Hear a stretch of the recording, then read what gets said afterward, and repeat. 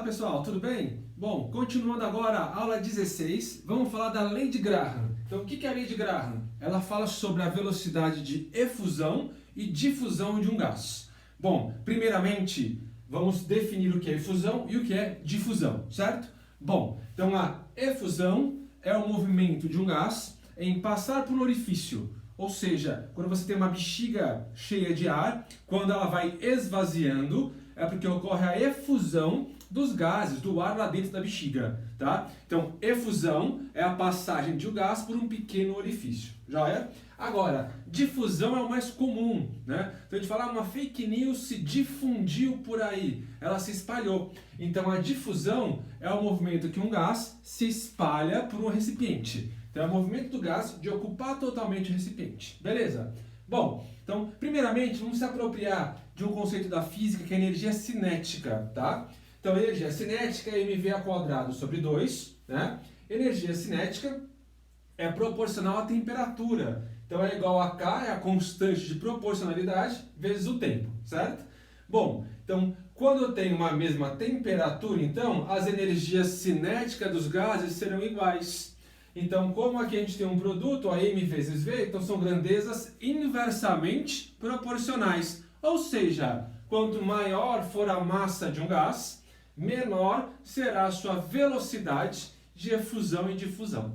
Aqui, se você notar, é um mzinho pequeno, né? Mas quando eu comparo moléculas de gás, eu vou comparar a massa molecular do gás. Então não importa quantas moléculas eu tenho no recipiente. O que vai importar para a gente é a massa molar do gás ou a massa molecular, certo?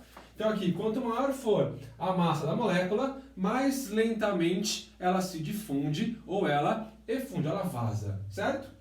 Bom, e a lei de Graham é sobre a velocidade relativa, a relação entre as velocidades de efusão e difusão de dois gases. Então a velocidade de efusão de um gás A por um gás B vai ser o inverso da raiz quadrada das suas massas molares, certo?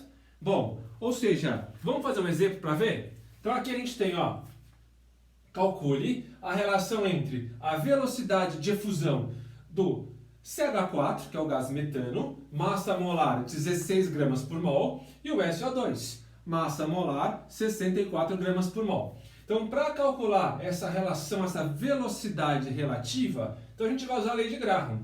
Então, a velocidade de efusão do metano sobre a velocidade de efusão do SO2 é igual à raiz quadrada da massa molar do SO2 pela massa molar do CH4.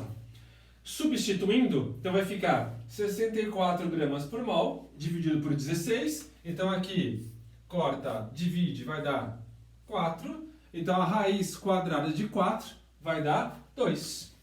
Ou seja, a velocidade de efusão do metano, então a velocidade de efusão do metano é 2 vezes maior que a velocidade de efusão do SO2, certo?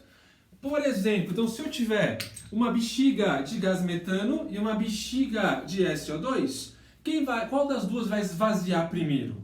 Então, esvazia primeiro aquele que tem maior velocidade de efusão, ou seja, quem tem a menor massa. Então, a velocidade com que a bexiga de metano esvaziaria seria o dobro que a velocidade do SO2. Então, se eu pegasse volumes iguais, certo? Após um certo tempo, o volume de metano seria 2 vezes menor que o volume do SO2, porque a velocidade de efusão será o dobro, ok? Bom, então agora vocês vão tentar fazer os exercícios da aula, tá? E aí, durante a aula, eu vou resolver com vocês para tirar essas dúvidas, ok? Quem pegar os exercícios de sala, conseguir fazer e quiser adiantar a tarefa, fica à vontade, ok? Tchau para vocês, até a próxima aula.